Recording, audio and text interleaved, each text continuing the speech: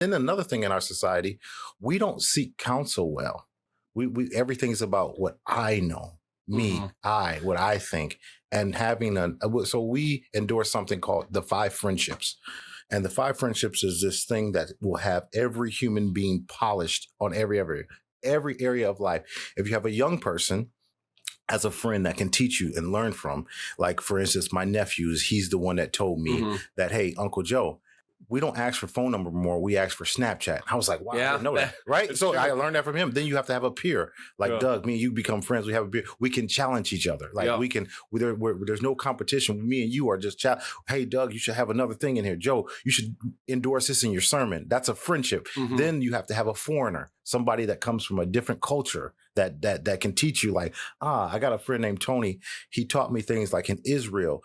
It's very quick to build a relationship with somebody when you ask about their family. I was like, oh, wow. Yeah. Because in this culture, I say, hey, Doug, how you doing? Next thing to come out is, what do you do for a living? Right? Collectivist. It's because because they're from a collectivist culture. And then another one, the fourth one is a older person, a mentor, somebody you can seek counsel to that's been there where you're trying to go. And then that last one is somebody less fortunate. And if you have these 5 friendships, you're polished. And then you can even add one more too. If you could do something like have somebody as a friend where there's no erotic desire on no behalf, which is really hard. Yeah, that's a whole nother conversation. Like, meaning saying like, like if you can have a friendship with somebody where there's no at all, I have one. I have a person that's like, there's no erotic desire for neither party. Yeah. She looks at me like, hell no, and I look at her like, which is tough because you're ignoring just your human emotions. But if you subscribe to a friendship with that person, you will have a perspective from a woman or a man, and then you have all these 5 friendships is something that should be taught in school. School doesn't teach these things. No, they teach you an isosceles triangle, and I've never used that in my everyday life. No. Like they don't teach you how to I shake hands with a man, how to look at like posture. They don't teach that stuff. And these are things that happen. Like, I've seen that I was blessed to have a granddad that pour into my life, and my father poured into just of knowing just certain things, how to move with men and women. And it excels you. It takes you in rooms where the average guy doesn't get into. Yeah. Like, I have a great testimony.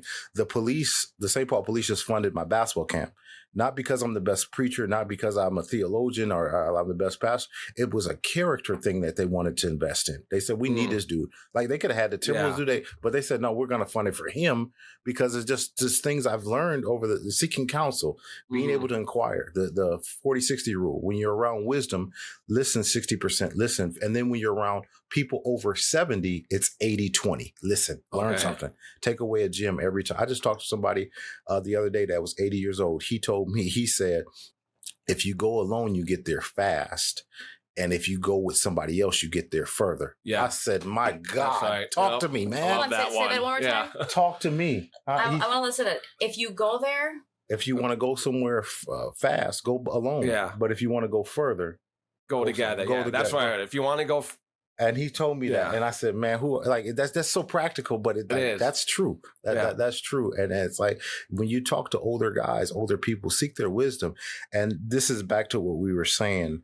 Our society now, we don't seek a lot of counsel. We don't seek a lot of counsel of being even humble enough to say, "Hey, Doug, I don't know the answer, man. I can't tell you." But what happens is people will fake it. Yeah. And these things. And then when adversity comes, they're revealed that there's no substance. Right. They don't want to say, I don't know. They seek more comfort than they do counseling nowadays. Yeah. Like when they're going through the breakup, or they're at a really rough spot in their life, instead of seeking counseling, with their friends or talking out with any of their peers or family around them, they turn on Netflix, they order a pizza, they get that comfort food. And it's like they're continuously jamming like those emotions and those feelings, like pushing it back further and further and further. Like when you go through that adversity and counseling you're talking about, that's when you really break down some walls and you grow as a person. Yeah, yeah. And it's like you measure growth on how you're affecting the people around you.